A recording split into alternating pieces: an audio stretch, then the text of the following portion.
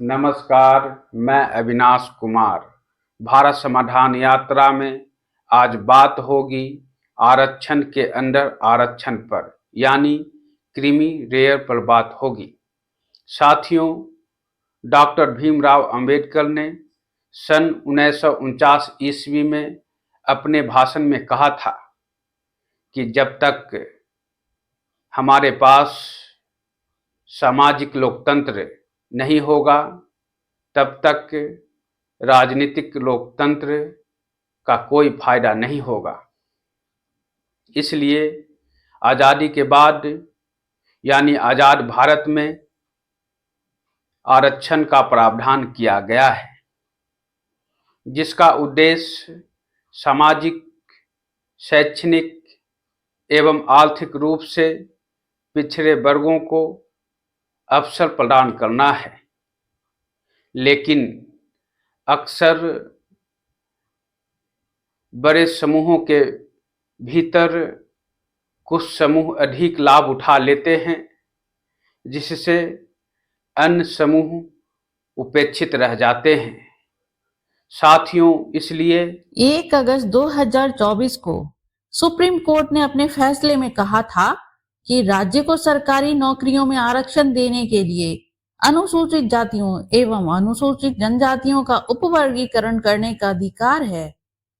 आपको बता दें कि अनुसूचित जाति श्रेणी के अंतर्गत आने वाले व्यक्तियों को 15% आरक्षण दिया जाता है। अनुसूचित जनजाति श्रेणी के अंतर्गत आने वाले व्यक्तियों को 7.5% आरक्षण दिया जाता है। अन्य पिछड़ा वर्ग श्रेणी के अंतर्गत आने वाले व्यक्तियों को 27% आरक्षण दिया जाता है। ओबीसी श्रेणी में क्रीमी लेयर और नॉन क्रीमी लेयर का विभाजन भी है, जिसमें नॉन क्रीमी लेयर को आरक्षण का लाभ मिलता है। सामान्य श्रेणी के आर्थिक रूप से कमजोर वर्गों को 10% आरक्षण दिया गया है, जो अन्य आरक्षण के अतिरिक्त है। जनवरी 2019 में संविधान संशोधन बिल लाकर सवर्णों के लिए 10% आरक्षण का प्रावधान किया गया है। यह आरक्षण आर्थिक आधार पर दिया जाता है और सामान्य वर्ग के उन लोगों को ही मिलता है जिनकी सालाना आय 8 लाख रुपए से कम है। 1 अगस्त 2024 को सुप्रीम कोर्ट ने 6:1 के बहुमत से फैसला सुनाया और कहा, पिछले समुदायों में हाशिए पर पड़े लोगों के लिए अलग से कोटा देने के लिए अनुसूचित जनजातियों एवं अनुसूचित जातियों की सब कैटेगरी जायज है। राज्य विधानसभाएं इसे लेकर कानून बनाने में सक्षम होंगी। इसी के साथ सुप्रीम कोर्ट ने 2004 के अपने फैसले पर पलट दिया है। हालांकि कोर्ट का यह भी कहना था कि सब कैटेगरी का आधार उचित होना चाहिए।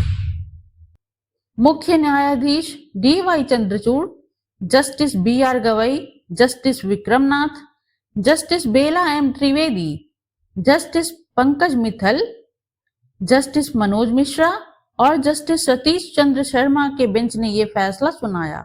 जस्टिस BR गवई ने कहा कि ज्यादा पिछड़े समुदायों को प्राथमिकता देना राज्य का कर्तव्य है। SC/ST वर्ग में सिर्फ कुछ ही लोग आरक्षण का लाभ उठा रहे हैं।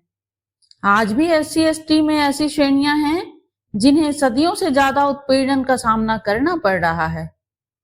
मुख्य न्यायाधीश DY चंद्रचूड़ ने कहा कि कोटा के भीतर कोटा गुणवत्ता के विरुद्ध नहीं है। अनुसूचित जाति, अनुसूचित जनजाति वर्ग से आने वाले लोग अक्सर सिस्टम के भेदभाव के कारण प्रगति की सीढ़ी पर आगे नहीं बढ़ पाते। सब कैटेगरी संविधान के अनुच्छेद 14 के तहत निहित समानता के सिद्धांत का उल्लंघन नहीं करती। हालांकि राज्य अपनी मर्जी या राजनीति लाभ के आधार पर सब कैटेगरी तय नहीं कर सकते और उनके फैसले न्यायिक समीक्षा के अधीन होंगे। साथियों, अब समझते हैं कि क्या होता है कोटा के भीतर कोटा। कोटा के भीतर कोटा का मतलब है आरक्षण के पहले से आवंटित प्रतिशत के भीतर एक अलग आरक्षण व्यवस्था लागू करना। यह मुख्य रूप से यह सुनिश्चित करने के लिए किया जाता है कि आरक्षण का लाभ समाज के सबसे पिछड़े और जरूरतमंद समूहों तक पहुंचे, जो आरक्षण प्रणाली के तहत भी उपेक्षित रह जाते हैं। इसका उद्देश्य आरक्षण के बड़े समूहों के भीतर छोटे कमजोर वर्गों का अधिकार सुनिश्चित करना है ताकि वे भी आरक्षण का लाभ उठा सकें।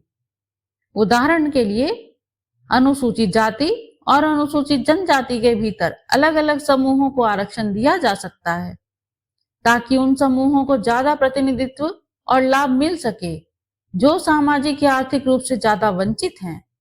हालांकि यदि राज्य का एक ज्यादा श्रेणी को अनुसूचित जाति के तहत 100% आरक्षण देने का निर्णय लेते हैं तो यह छेड़छाड़ के समान होगा, क्योंकि यह अन्य श्रेणियों को लाभ से वंचित करने जैसा होगा। सरकार के पास जातियों का डेटा होना चाहिए। इस डेटा का आधार जमीनी सर्वे होना चाहिए। इसी आधार पर कोटे में कोटा वाली जाति का निर्धारण किया जाना चाहिए। सुप्रीम कोर्ट के फैसले के बाद राज्य सरकारें अब कैटेगरी रिजर्वेशन देने के लिए बड़े और महत्वपूर्ण कदम उठा सकती है। राज्य सरकारें सामाजिक और आर्थिक आंकड़े एकत्रित करके विभिन्न सब कैटेगरी की स्थिति का एनालिसिस कर सकती हैं। राज्य सरकारें सब कैटेगरी रिजर्वेशन को कानूनी मान्यता देने के लिए विधानमंडल में विधेयक पेश कर सकती है।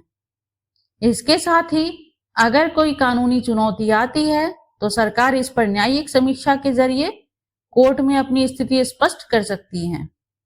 सरकारें अपने राज्यों में सार्वजनिक परामर्श आयोजित कर सकती हैं जिसमें विभिन्न समुदायों के नेताओं, सामाजिक संगठनों और नागरिकों की राय ली जा सकती है। इससे पारदर्शिता बढ़ती है और नीतियों को समर्थन मिलता है। साथियों, आरक्षण के भीतर आरक्षण का विरोध वैसे लोग कर रहे हैं जो अनुसूचित जाति एवं अनुसूचित जनजाति समूह के भीतर आरक्षण का लाभ उठाकर अपने आप को शैक्षणिक, सामाजिक एवं आर्थिक रूप से मजबूत बना चुके हैं और भविष्य में भी आरक्षण का लाभ उठाना चाहते हैं। और दूसरा, वैसे राजनीतिक पार्टियां और नेतागण इसका विरोध कर रहे हैं जिन्हें अनुसूचित जाति एवं अनुसूचित जनजाति के भीतर आरक्षण का लाभ उठाकर जो अपने आप को आर्थिक, सामाजिक एवं शैक्षणिक रूप से मजबूत बनाए हैं, वैसे वर्ग का वोट पाने की राजनीति करते हैं।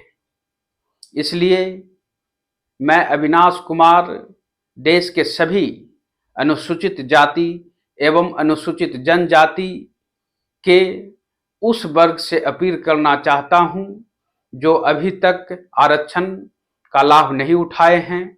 वैसे लोग सुप्रीम कोर्ट के फैसले को समझें और आरक्षण के अंदर आरक्षण का विरोध नहीं करें ताकि वंचित समूह को आरक्षण का लाभ मिल सके और अनुसूचित जाति एवं अनुसूचित जनजाति समूह के भीतर उपेक्षित वर्ग अपने आप को सामाजिक, शैक्षणिक एवं आर्थिक स्तर पर विकास अपने आप को कर सके।